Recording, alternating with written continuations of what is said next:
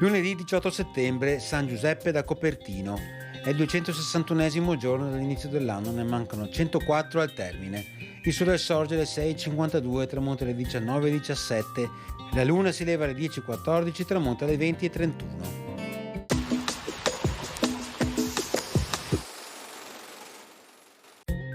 Giovanni da Spira introduce l'arte della stampa a Venezia.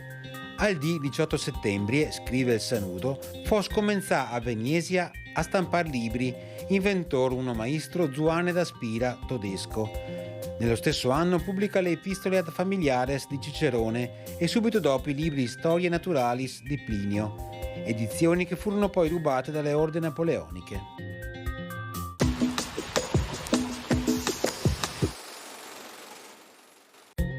Le previsioni per domani: tempo variabile, a tratti più instabile sui rilievi, con annuvolamenti irregolari che si alterneranno a schiarite anche ampie nel pomeriggio in pianura.